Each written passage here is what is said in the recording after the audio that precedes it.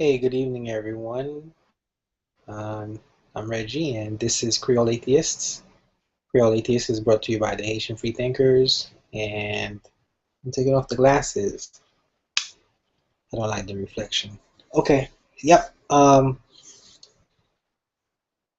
Yeah, so we are brought to you by the Haitian Free Thinkers. Haitian Free Thinkers is one of the world's few places where Haitians who are secular can gather and exchange ideas.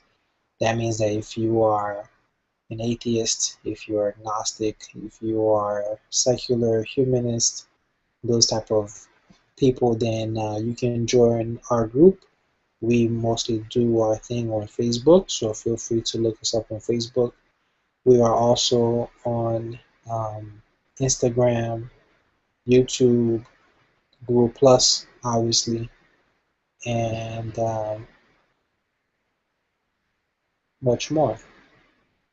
So tonight we had two guests, but due to some circumstances, they were unable to make it. So I will be flying solo because my co-host is unavailable today. So let me see here. So the show was about Islam. The two guests, well, one guest is from this group on Facebook called Haiti Islamic Dawah, and that group is for Muslims that are Haitian, basically. And one of the young men um, and I, have been communicating, and he wanted to come onto the show because, I wanted to feature someone who have a different perspective, who can speak for themselves about, their views on on their religion, in this case, Islam. And he said, okay, but and he also referred me to a friend, but unfortunately they're unable to make it tonight. So they're gonna reschedule. We're not sure when they'll be able to come on, but you know, eventually you'll hear from them. Hope everybody's doing okay. I'm doing okay. It's kind of hot. It's summertime. The summer is officially started. There's a lot going on my end. I know there's probably a lot going on your end. Um, and the weekend is here, and I'm sure it's going to go by fast. A lot of things are going on, and just try to stay positive and safe, and proceed through the seasons. The show is a little bit unexcited when it's just one person, but I'm sure I have some other people watching, including one good friend in Canada. I'm gonna see if she's watching right now. Maybe she can join in, but I can give you guys a little rundown of my experience with Islam, but I was hoping to save that for a little bit later. I was spending all day trying to make a commercial for Creole Atheists on my phone and on my laptop, but it didn't work out. At least I haven't finished it.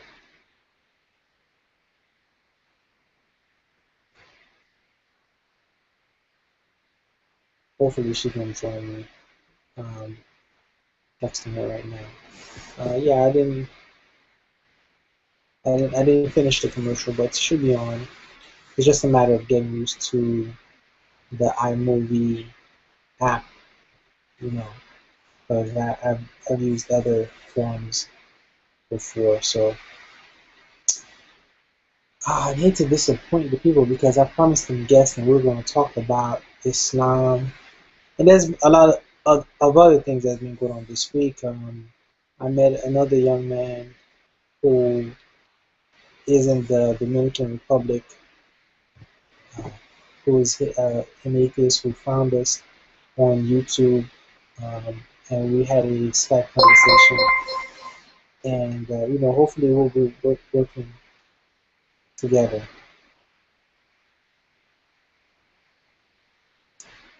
doing different things. Uh, so like the message is getting out that there are atheists out there who are Haitian. We found Haitian Atheist International on Facebook as well. And that's another group of Haitians who are doing similar things on that side of things. So, I'm happy that things are evolving, but eventually we're going to have to work on some dialogue, and that's what tonight is supposed to be about.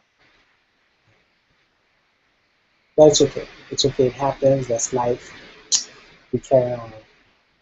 So, what can I give you guys tonight about Islam? I can give you my personal. I can give you my personal idea. So, too much at once.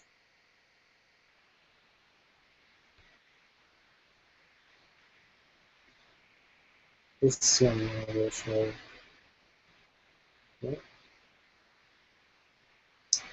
I can give you my personal history with Islam, and I think we will have to go to middle school, and finally middle school when it was around Easter time. My teacher was passing out Easter eggs, and the guy that was sitting behind me gave me his Easter eggs and asked him, how come he didn't want them? And he explained that it was because he was Muslim. And I was like, what's that? And he told me certain things, things I don't remember in particular, but I remember that it was weird to me because I thought that all Haitians were either Christian of some sort or practitioners of voodoo. But he really was one of the first influential persons in my life. His name is Luigi, and as far as telling me certain things like like why are we following the God of the white man? He was more Nation of Islam than what some people might call Orthodox Islam. So Luigi was kicking in on that tip, and during that time, Islam was a very, very attractive option for young people, especially that Nation of Islam flavor, that 5%er Islam, that type of that, that, that black Islam, so that urban, updated Islam. That's what was popping, and I found that out through hip hop. You know, I was starting to get into hip hop, Wu Tang, and I used to be that guy who would read the pamphlets of the CDs. So, um, so I started to give this young Christian guy named, gosh, I forgot his name right now, Clifford, something like that. I started to give him a hard time because it's like, yeah, like why are we worshiping, this white man, these white people, white Jesus, etc. So that was my introduction to Islam. Oh, and also I saw Malcolm X in middle school. That blew my mind, yeah. Malcolm X by Spike Lee, with Denzel Washington. It changed my life because Malcolm X became, my favorite historical hero. Malcolm X is more important to me than Jesus and pretty much everybody because um, how his life evolved. I ended up reading his biography, and I choose to position myself, out here so you can see the books that I have, some of which I've read. I haven't read everything, but I've read the biography of Malcolm X, um, but I really did consider turning to Islam as an option, religiously speaking, but I couldn't do it because I was in middle school and I was living with my mother, and my parents didn't have it. So, also, I didn't become Muslim because I heard that they also spread their religion through violence, and even back then, I had I had a pacifistic, non-violent disposition, almost naturally, like I was all about peace and all that good stuff. So I wasn't really too sure about that claim that Muslims spread their religion through violence. So I decided to really like pause until I got, some clarification on that because I didn't want to be part of any kind of movement or religion that somebody could come at me later and say, yo, you just as dirty as the Christians. Because everybody knows the Christians, you know, spread their religion through warfare and just nastiness. I mean, nobody can really dispute that. Um, and of course, us as Haitians, we became Catholics because, we got colonized by the French and kidnapped from Africa and brought over to Haiti. Anyway, so that was my introduction to Islam. So that was like 1992, 93. Um, so those were like very important um, developments. And then Islam kind of like went away until like 2001. I don't think I had any kind of serious interaction with anything Islamic. And then 9/11 happened, and then I met a Muslim student at St. Thomas University who was calm during 9/11. And as the news was talking about jihad, which they uh, defined as holy war, this young guy, who I think was from Pakistan, if I remember correctly, he explained to me that jihad was defense of the faith, and according to him, you could do that by speaking or writing. It doesn't have to be an offensive campaign, although fighting is not out of the question, but it's usually like a reaction to some kind of oppression, if you will. And I remember his disposition. He was very like, you know, calm, and I was like, yo, people are targeting Muslims for 9/11, and here you are. And I just thought that was really interesting. It was a really, really crazy time back then, because people went after Muslims and non-Muslims who people thought were Muslims, and basically hurting them because they were so hurt about what happened. So Islam became, in the news. Um, After that, um, I eventually got activated to basically go to war. And before I left to go to the Middle East, I requested to have a Quran given to me so I can learn a little bit about the religion that supposedly had a lot of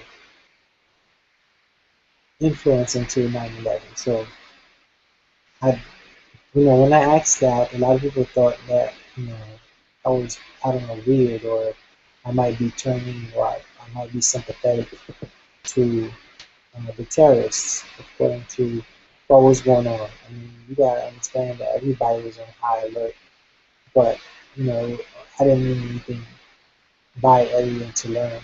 So my attitude was that if I'm gonna go to the Middle East, I might as well learn a little bit about it. So that Quran was given to me by an officer, and I ended up giving it to a Jordanian soldier as a goodwill trade type of thing.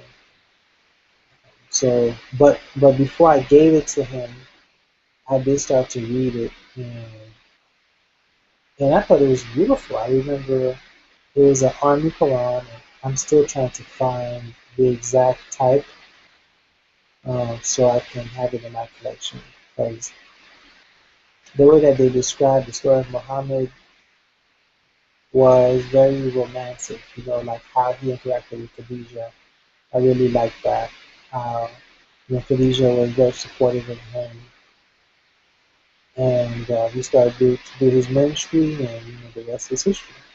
And when the actual Quran started, they were talking about the same stories that I grew up with as far as creation, Adam and Eve, and everything.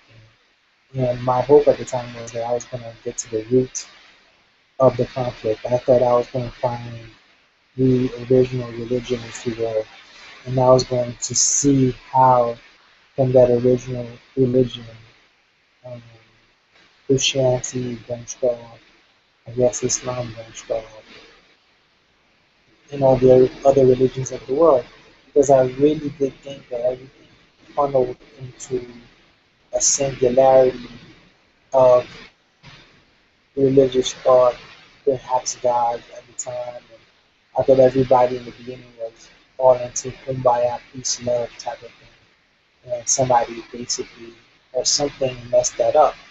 And I was trying to find the root. And I was going to try to be like an ambassador to be like, yo, I know what the problem is. I know what the problem is. I read the book, and I can help diffuse the situation because I know a little bit about your background. Your being the Muslims, or the Jordanians of this in this instant.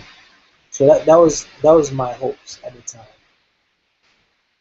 But that didn't happen. I gave the Quran and I got something back, like a kufi or something like that, um, which is the little hat that they wear, the little hat. I think that's what the guy gave to me. Um, so fast forward, in Iraq, this was like 2003. I started reading the Bible. You know, I would go on to finish the entire Bible basically. And, I met a guy who basically converted to Islam, and he challenged me to read the Quran for my sake. And I started to read the Quran because he challenged me. And I eventually finished that book. And through him, I met a lot of other cool Muslims. I met people who are doing a lot of community service, as far as feeding the poor. I was introduced to Muslim apologists like online, um, Dr. Zakir Naik from India, Ahmed Didat from South Africa, um, and just a whole lot of different um, history, flavors, and all that. So I really did my homework, I feel, with Islam, but at the end, I wasn't convinced, and I didn't uh, become a Muslim. So that's my story. As far as the historical aspect of Islam, hopefully our guests will come back and let us know directly from their mouth what they know. I have a feeling that they're not going to give you the entire story. It's going to be more like their perspective, and that's okay because all the viewers that are watching this now or in the future, um, you can just Google history of Islam and you'll find out a lot of it. It's online. It's a big religion. It's very well published, well discussed, well researched. So I'm certainly not going to be like the most scholarly person on the topic. I laid out, a bit of my interaction with Muslims. Um, Other things that I've done concerning Islam include visiting different mosques. I visited a mosque in Virginia, several in Florida. I haven't been to one here in Georgia, but I probably will. Um, I like I like Islamic architecture. You know, I like the Blue Mosque in Turkey. That's one of the wonders of the world to me. Like, I want to go visit that. The Taj Mahal is Islamic architecture in that period when they're basically invasion of India. So I mean, for me, it's not Islam. Got a bad rap because of 9/11, but it's not all negative and it's not all positive. It's just another religion. Just like all the others. Um, we are atheists um, to Allah as well as Jehovah and Yahweh, even though they're the same character essentially, but it's the same thing. We don't believe in none of them. I find the Islamic marketing technique to be quite interesting. From my perspective, what they do is they say, whatever religion of a different of any given area, if it has anything like Islam, then they say, okay, that's how the original religion of that area was. Because God sent prophets to every population, and then almost always the original message was corrupted, and Muhammad is the final messenger who had the pure religion to correct all other religions and the final will of God as revealed through the Holy Quran. So if you have a textbook that is sacred to you and there's some similarities, they might say that, okay, this is the Islamic aspect in your religion. And that which is not similar to the Quran or anything Islamic, they'll say, well, those are the corruptions. And the number one religion and book that is in competition with the Quran is the Jewish Bible and the Christian Bible, because they're part of what I call the Abrahamic Trinity, which is Judaism, Christianity, and Islam. It's like big brother, middle brother, and young brother, right? So they're like siblings. They're really close religions because they're all, um, in my opinion, spin-offs of each other. So, uh, but that's my opinion from what I've read, and I've invited persons so that they could give their intake on that. I'm particularly interested in why Haitians would be interested in Islam. In the trailer of this um, video, of this hangout, sorry, I I put a video of Muslims in Haiti helping out, and it looks like it was done fairly recently after the earthquake. And in my opinion, it looks like the Muslims were helping the Haitians, which is good, but it was also done in such a way where they can have an opportunity to preach. And I think some Haitians were already Muslim, but they really gave uh, Muslims an interaction with the Haitian people so that they can see that, they're good people, whatever, and they're willing to help out Haitians and care about them, etc. So now more people in Haiti are becoming Muslim. There's a vibrant community down there, and I'm looking forward to the day that I'm able to have a Google Hangout with one of those people so that we can tell them basically what they find so interesting about Islam from their personal perspective. I've already reached out to a few, and I have an idea what the narrative that they're going to tell me is, but I'm not going to put words in their mouths. So we're just going to have to be patient and wait until we get one of these guests, and they're going to tell us why a Haitian in Haiti or outside of Haiti would want to become Muslim. But I'm particularly interested in the Haitians who are outside of Haiti. I'm sorry, inside of Haiti. Because the way I look at it, a person who's outside of Haiti gets a little bit more chance to be exposed to diversity, possibly, not always, but you meet people from all around the world. It is probably less diverse as far as the kind of people that you meet. They're probably like-minded, and I might be wrong, but that's my perception. That's why you have guests to tell you their perspective. So I think we're going to wrap it up at this point. 28 after. If you are watching this live, thank you. If you are watching this on YouTube after the fact, thank you again.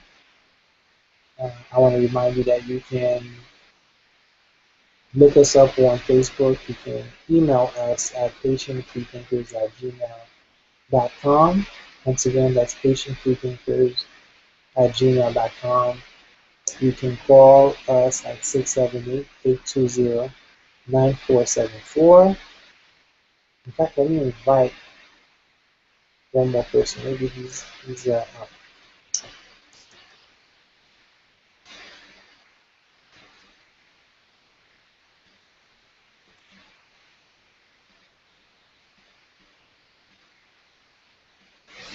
maybe he is.